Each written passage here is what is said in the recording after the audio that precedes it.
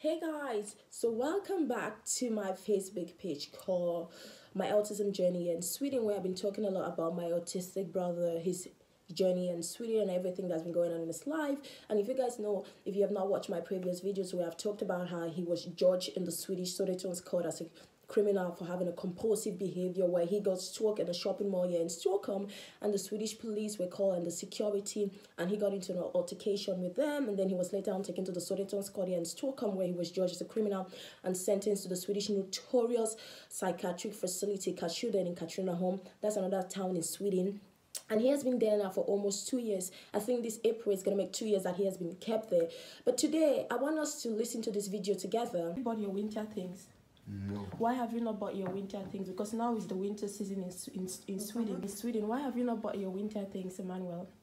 Because I'm scared that I'm going to run. Has anybody sat and had a conversation with you that, Emmanuel, when we go to the shopping mall, don't run. If you want something, instead talk to me and then we can go together and look for it. Has anybody sat down to have that conversation with you? No. About this for a second, right, guys? You just watched the video where he talked about how he hasn't gone out to get his winter things. And if you don't know, this is the month of January, and here in Sweden is the winter season where it's very cold. And if you watch the video, you see him wearing more of a summer things. He's dressing, he looks more like, summer is not really winter proper dressing. And why has he not gotten out there to get his winter stuff, which he should have done that? Because he says that his doctor says he's going to run. So let's start by first of all talking about his autism. So we all know that there are 3 stages of autism. We have autism level 1, level 2, and level 3. And my autistic brother, he is in autism level 2. And one of the symptoms of autism level 2 is that they get stuck in a place, they have compulsive behavior, they run from places.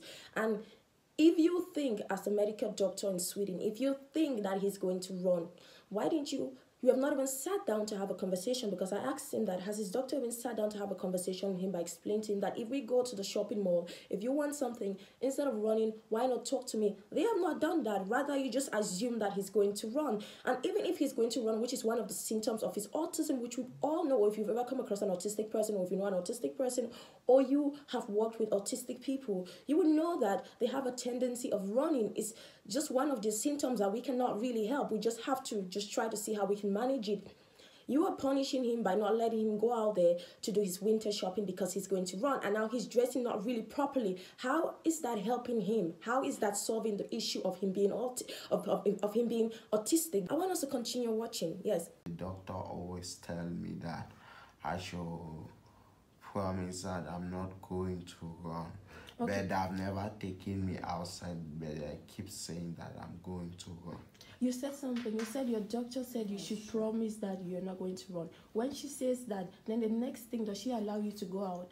No. And when she tells you that you should promise that you're not going to run, what is your response? She always tells me that I should first follow the rules, then I can go out. Let's talk about that. I don't know what that doctor is taking, Jana, to start with. How can you ask an autistic person to promise you that that autistic person is not going to run? How? How? It's like the most ridiculous thing, because the thing about autism is this.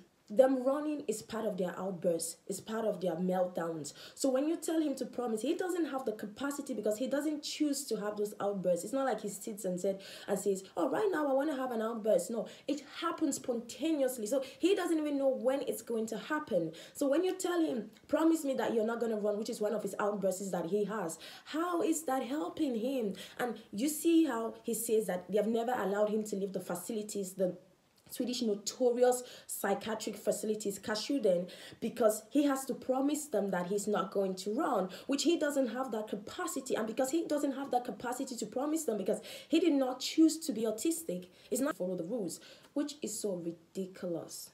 Autistic people cannot follow rules. They cannot follow rules. They cannot. That's why they have the thing of they have the compulsive behavior. They get stuck in the place because they cannot follow rules. They don't understand abstract things. Anyone that knows an autistic person, anyone that's come across an autistic person will tell you that they don't understand abstract things. And rules are abstract things. They're things that we are being taught. You don't see a rule. They just teach you that you have to follow it. They don't understand abstract things. So when you tell him he has to follow rules, he doesn't even understand those things. He doesn't know how to follow them. And then you punish him by not letting him leave the facility. I have this question to the Swedish government. And why do I say the Swedish government? Because this has been going on for the past 2 years now in Sweden. And my mom, she has been writing constantly to the Swedish government to check, because the doctor keeps saying that she's treating his autism, which is ridiculous. I don't know how you treat autism like that.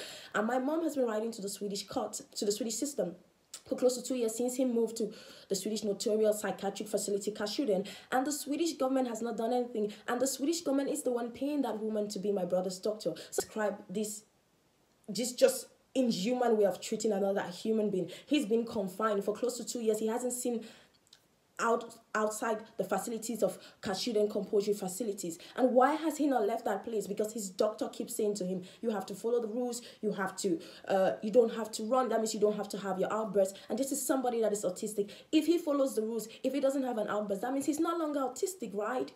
That means he's no longer autistic. That means the autism has finally left him, which we all know that autistic people tend to have a lot of outbursts. They have compulsive behavior. They get stuck in the place. They don't have what it takes to follow rules. And we only punish people in the society that we believe that they have a choice and they understand the consequences of their action. I'm finding an autistic person like he's a contagious human being that is going to contaminate other people. Is that how we help autistic people now in Sweden? We confine them.